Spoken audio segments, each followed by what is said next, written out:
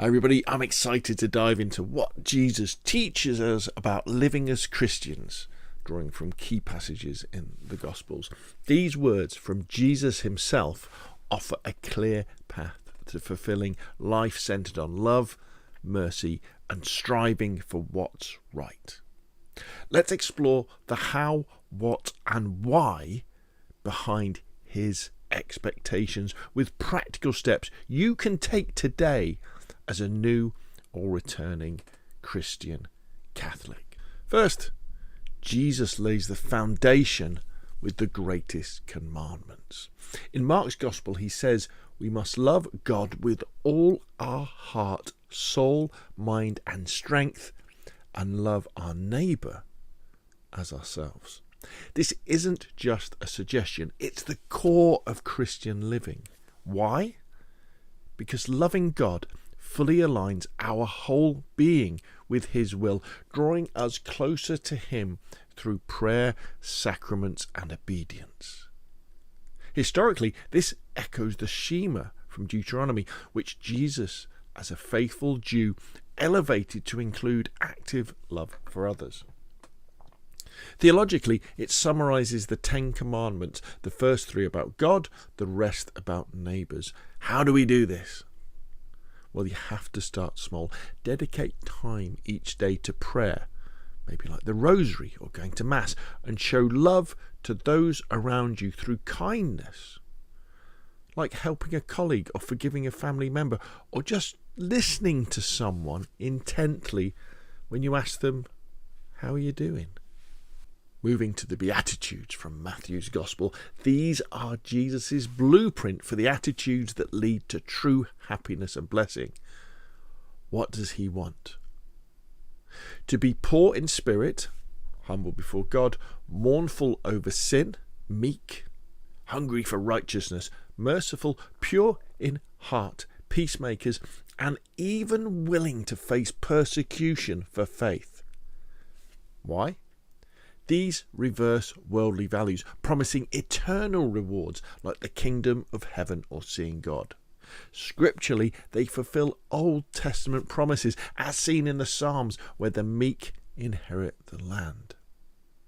Theologically, in the church teaching, they form the heart of Jesus' preaching, calling us to imitate his own life of humility and mercy. Practically, in today's world, being merciful might mean forgiving a friend who wrongs you, or seeking purity by avoiding harmful media. It's about inner transformation that overflows into action. Now, let's take a look at Matthew 25, where Jesus describes the final judgment through the parable of the sheep and goats.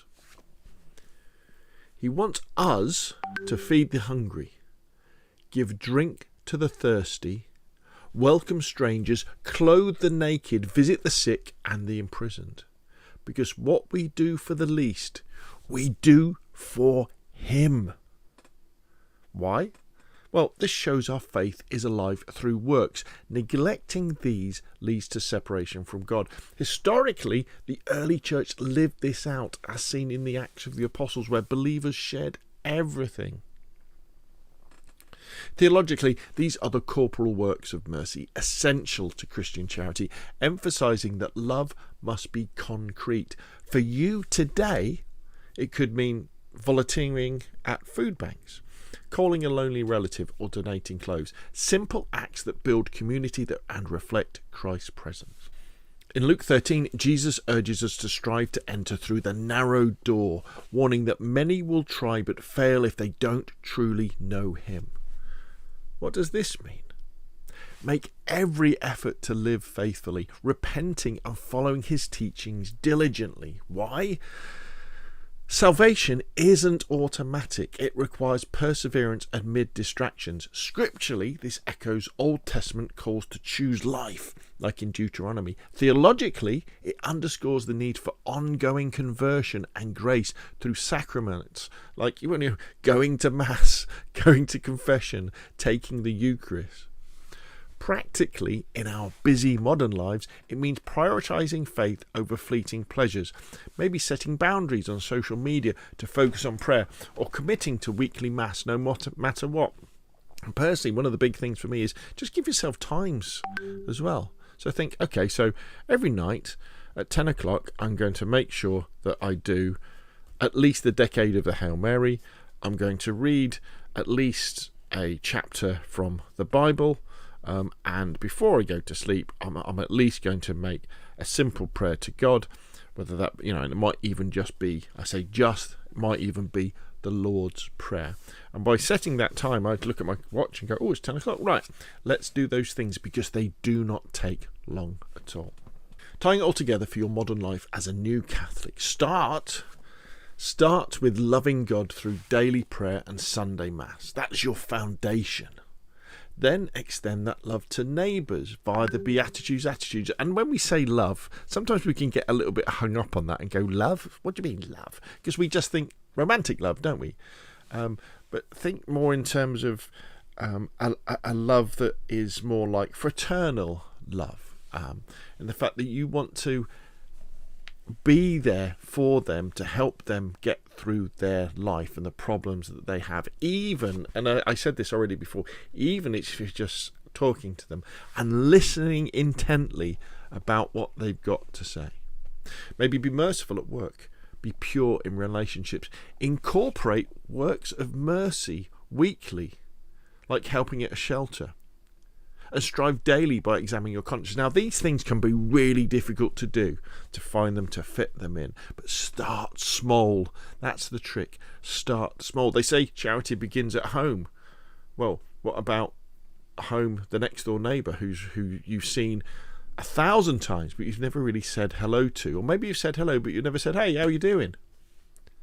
And find out why. So why all this? Well, Jesus promises joy, purpose, and eternal life. Historically, saints like St. Francis embodied this, transforming societies. And theologically, it's how we participate in God's kingdom on earth now. Well, thank you for joining me, and may these teachings bring you closer to Jesus and fill your life with hope. Remember, it's a journey, and every journey starts with the first step. So why not start today? God bless.